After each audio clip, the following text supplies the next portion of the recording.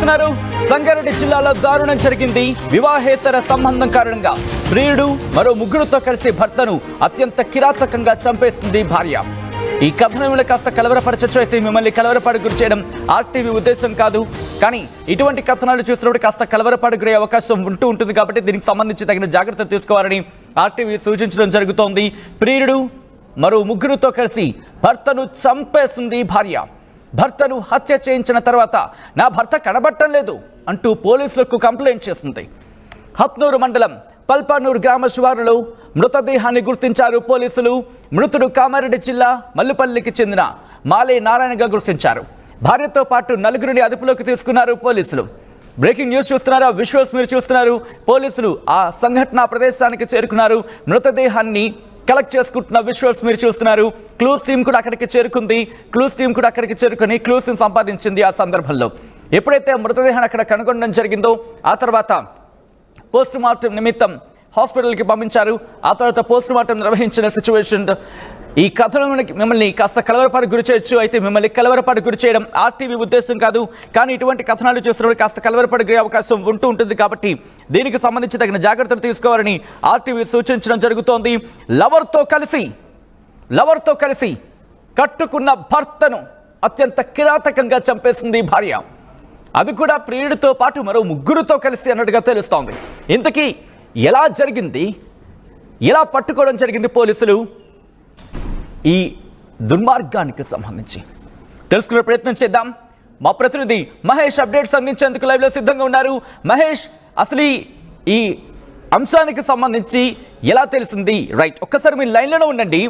ఇదే అంశానికి సంబంధించి ఆ కుటుంబం నుంచి రియాక్షన్స్ వస్తున్నాయి. ఆ రియాక్షన్స్ చూద్దాం. రాకేష్ ఎవరి తరపున? శ్రీకాంత్. మెయిన్ వ్యక్తి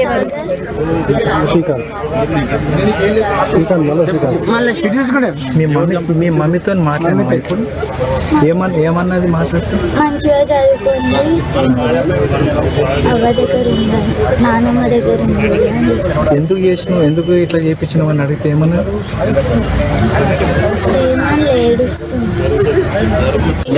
జరిగింది నన్ను ఇంటికి పోయి ఇంటికి రేపు రాతకు తోలుకొచ్చాడు. గంటే నేను ఏమి జరిగింది, ఇంట్లో ఏం జరిగింది నాకు తెలియదు. ఇంటికి వచ్చినాక ఇంటికి వచ్చింది ఇంత తప్పించింది నాకు. అట్లాంటివి ఏం కాలేవు. మా నాన్నమ్మ మల్లపల్లి మా విలేజ్కి వచ్చేసింది. మా మమ్మీ అటు వెళ్ళింది.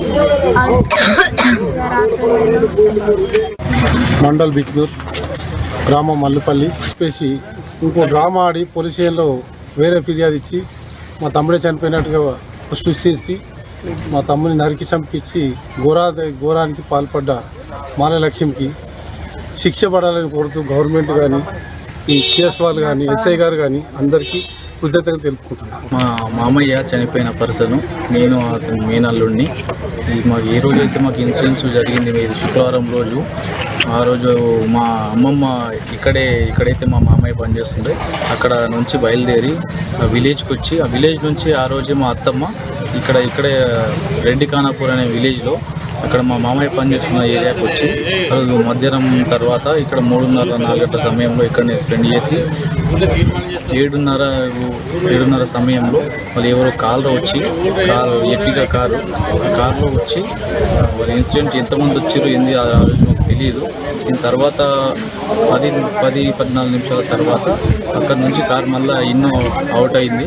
అక్కడ నుండి సీసీ కెమెరా మొత్తం అక్కడ పల్లగొట్టేశారు. దాని తర్వాత ఏం జరగనట్టుగా ఆమె మాకు కాల్ చేసి మీ మామయ్య ఎక్కడికి వెళ్ళాడో ఏమో తెలియదు, రాత్రి నుంచి మేము టెన్షన్ పడుతున్నాము అని మాకు ఆ రోజు నైట్ కూడా ఇన్ఫార్మ్ చేయకుండా తెల్లారి మాకు 8:12 అట్లా మాకు కాల్ చేసి ఇన్సిడెంట్ జరిగిందని మాకు డిస్కషన్. రైట్, అది ఆ పిల్లల వెర్షన్. ఆ తర్వాత కుటుంబం సంబంధించిన వెర్షన్. మరి ముఖ్యంగా లక్ష్మికి కఠినమైన శిక్ష పడాలంటూ కూడా కుటుంబం కోరుకుంటోంది. నారాయణకు అన్యాయం చేసినట్టు కూడా కుటుంబం ఆవేదన వ్యక్తం చేయడం జరుగుతోంది. ఆ పిల్లలు తల్లితో మాట్లాడినప్పుడు తల్లి ఏడ్చింది మమ్మల్ని చూసి అంటూ కూడా చెప్పుకొచ్చారు ఆ పిల్లలు.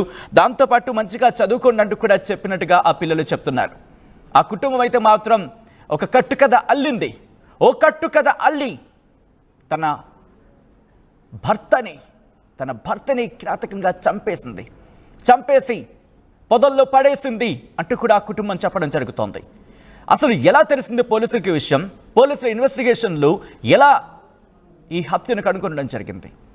అసలు ఇంతకీ ఏం జరిగింది తెలుసుకునే ప్రయత్నం చేద్దాం. మా ప్రతినిధి మహేష్ అప్డేట్స్ అందించేందుకు సిద్ధంగా ఉన్నారు. మహేష్, అసలు ఇంతకీ ఘటన ఎలా వెలుగులోకి వచ్చింది? పోలీసులకు ఎప్పుడు సమాచారం అందింది? ఏ రోజు జరిగింది? పోలీసుల ఇన్వెస్టిగేషన్లో ఎటువంటి విస్తుపోయే నిజాలు బయటకు వచ్చాయి?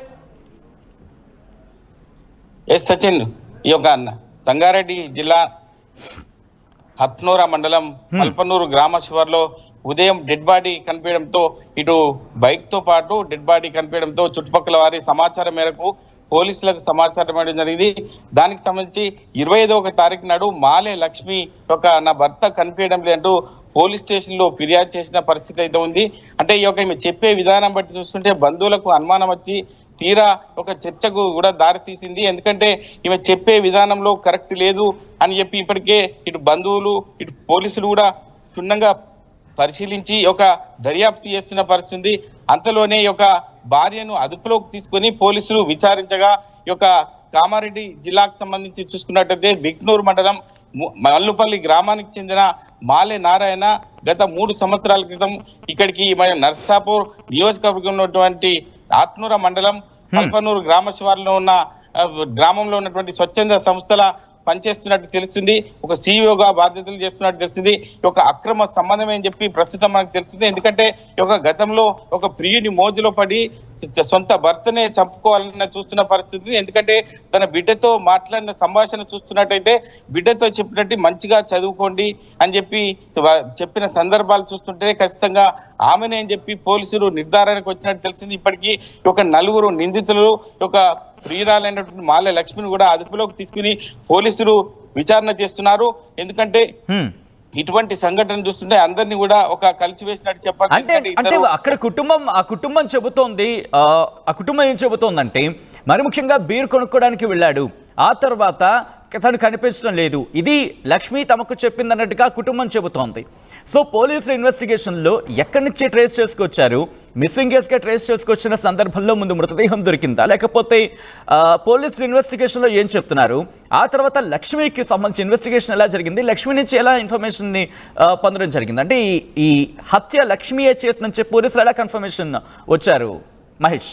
అంటే గురువారం సాయంత్రం ఒక మద్యం సేవించడానికి బీర్ తీసుకోవడానికి స్థానికంగా ఉన్నటువంటి వెళ్ళి బోరపట్ల గ్రామానికి వెళ్ళినటువంటి మాలే నారాయణ అక్కడి నుంచి తిరిగి రాలేదని చెప్పి ఉదయం తన అల్లుడైనటువంటి వారి సహకారంతో